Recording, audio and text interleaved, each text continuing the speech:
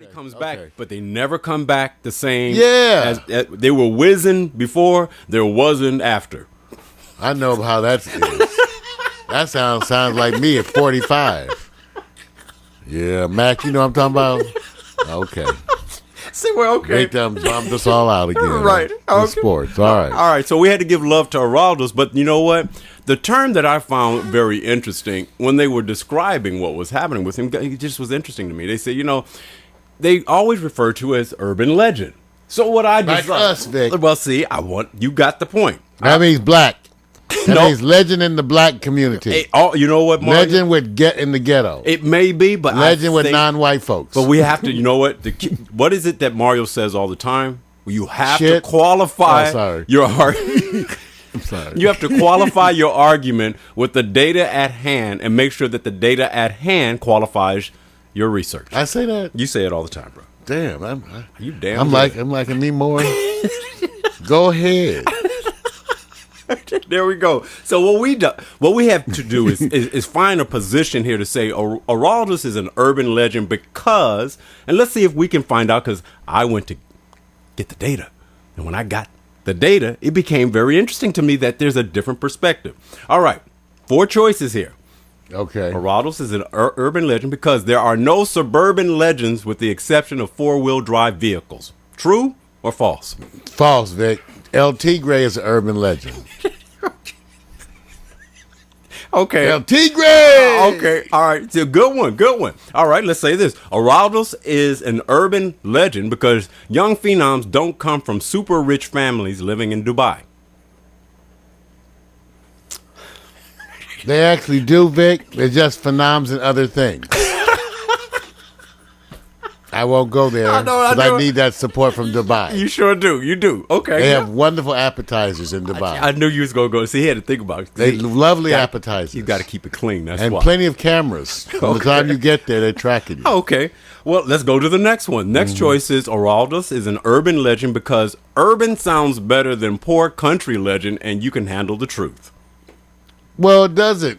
Well, or does it? Keith Urban uses it, to give an urban to his Keithness and countryness. Okay. So I'm not sure about that one, Vic. So far, I'm not sure, Vic. It sounds like innuendo. It sounds like, dang, spell that one. Yeah, I may get inebriated after this. Right. Okay, well, then here's the one I think that may fit. And we'll pick one of these. Aroldis is an urban legend because it's a good thing to look like the Orlando Magic Center Dwight Howard. I thought he looked more like Nelly in this picture.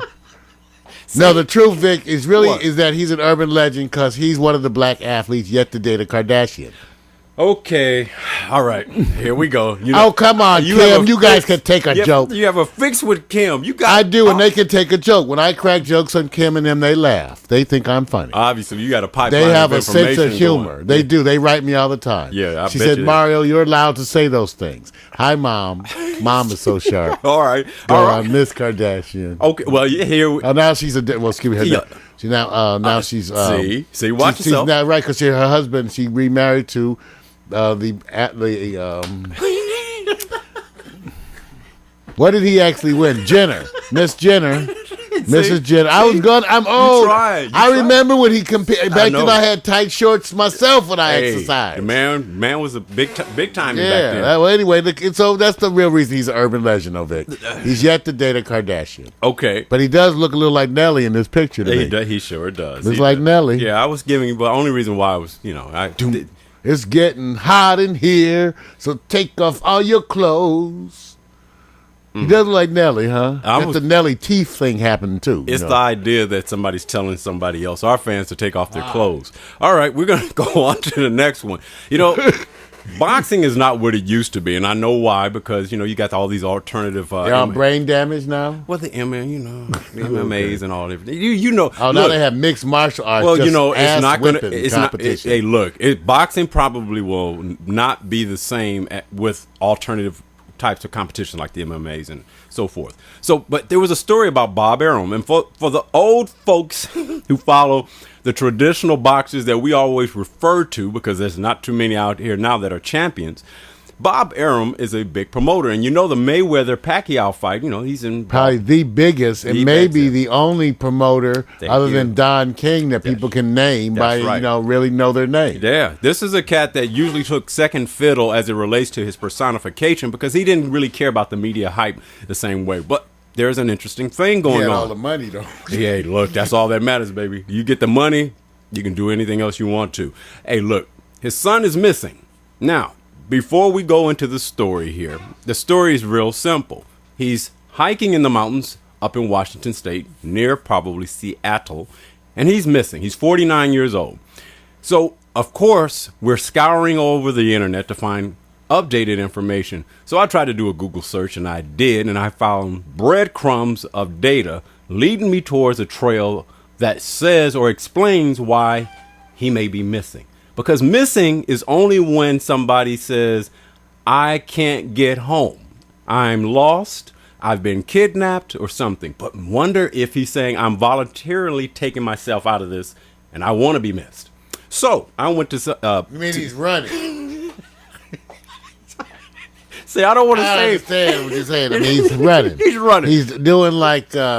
he's getting a Swiss chalet. Dang, baby. The hideout. Okay, well, let's find out. Go to Switzerland.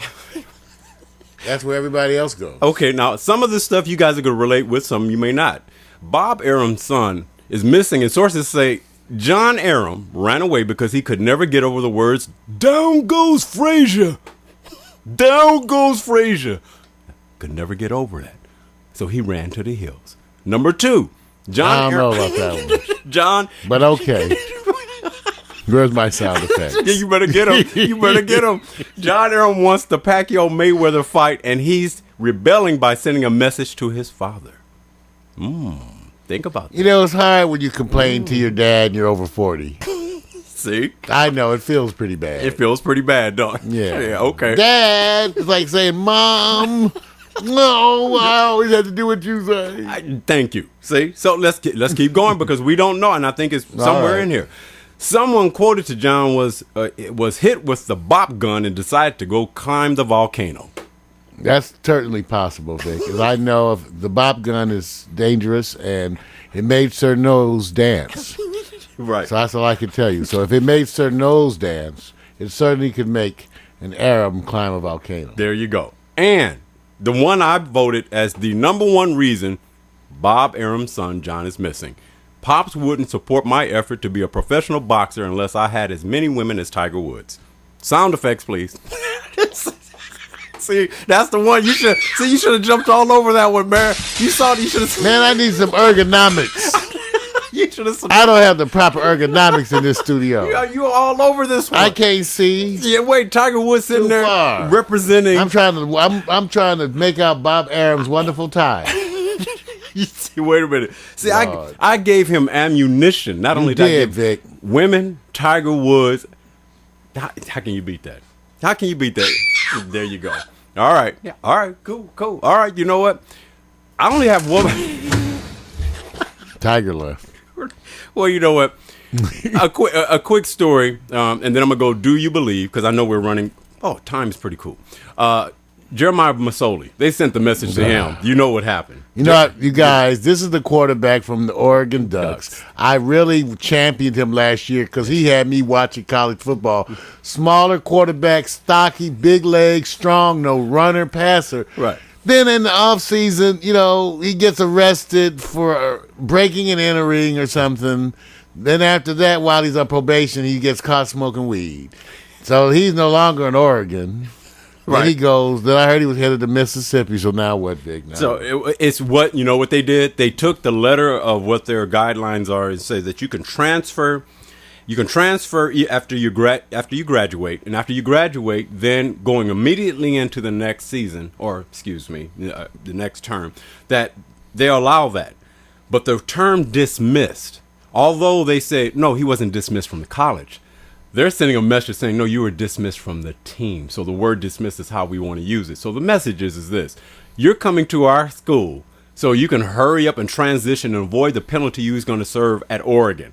So you go right into the new season this year and you don't lose a step in a beat. And I'm going, isn't that what he was trying to do? Because they said, wait a minute. He gets to go right in and play? Yeah. He would get to go in and play. And here's the other part. His undergrad was in Parks and Recreation. I'm not understanding. That was his major. Well, a lot of them major in that. I was in college with a lot of athletes. They tended to major in parks, kinesia, motion, physical. They were phys ed. What the hell is a phys ed major? Lord. So wait a minute. So they were phys ed majors and whatever, most kinesiology, something. Right. And look, remember now, everything is supposed to have a little comedy to it. Don't let it get the vein in your forehead. Okay. I'm just so disappointed in Masoli. I know that. Because, wait a minute. When you heard his conversation, they interviewed him. Oh, no. Yeah. How was that? Wait a minute. He said, I really thought that this is very disappointing and that they would really look at, and the coach is really the one who said, he says, he's done what he was supposed to do for the last month. Just a month. And that should be what they should be looking at. So is he going to get to play or not? Nope. They've already said next season. Wait a minute, Marcy, more than that.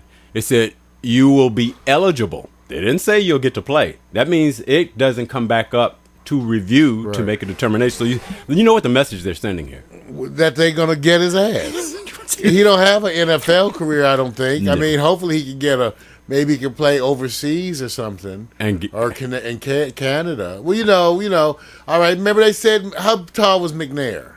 Oh, man, McNair was he was short. He wasn't tall. He's short, too. He's short. But Mazzoli, how tall? I think he's 5 feet. They're lying. Yeah, they claim 6 feet. They claim 6 feet. But he's not. He ain't 6 feet. No. But Vic, I have nothing to say. See, because he was your boy. You was looking at him. I really enjoyed when they play SC. Oh, he ran all through them. The heart as a player. I just enjoyed the team. Oregon last year, they had other problems on the team. The other player, he's now he's in the NFL. Yeah. The running back, Blunt, he's on somebody. Is he on Philly or somebody? Which one? LeGarrette Blunt. Oh, LeGarrette Blunt. Yeah, I forgot which team he's on. That was the other running back on Oregon who had gotten in trouble for what was he, robbery? Yeah, the fighting. No, he punched somebody. Yeah, for the fighting on the field. Oh yeah, but I mean they all fight. But he stayed. He stayed pretty clean after that, Mark. So it wasn't bad. He's in the NFL right now. He's on one of the teams. Yeah. So. It's not the part that I'm tripping off so much is that now this man has to serve this whole year. Notice I said the term serve because shouldn't you sit up there and say, this is what you should say when you're in an interview about what's happening with your sports? Look, my goal was to play the game, but what's more important is the academics here. And I came to this institution, this college, because it's higher calling. Something of that nature. That did not come into play. Yeah, and usually it helps if you say Jesus somewhere in there. Especially for Americans, they love the Jesus thing. So go say, I've searched my heart, I found Jesus. See, look at you. He's disappointed. I know how to say all the bullshit that they need to hear. You're right. He said he found Jesus. See, you guys got to understand. Forgive him. Mario's he picked this cat. Because I remember watching, I said, man, he's ripping up USC. I enjoyed watching him play. And you just see him fall underdog, like this. Because I like underdogs. See, I know. I like when you playing in the big man's. Allen Iverson drove the middle, baby. Yes. He drove the middle. Okay. That little son of a bitch. Okay, that's all I can say. Right. In the NBA, say what you want. Right. But he got heart. Well, and this Masoli, right. He's got heart. Yes, he got heart. And you know what? Heart. I went and just said, look, let me get that crack team of researchers and said, let me find out what researchers on crack.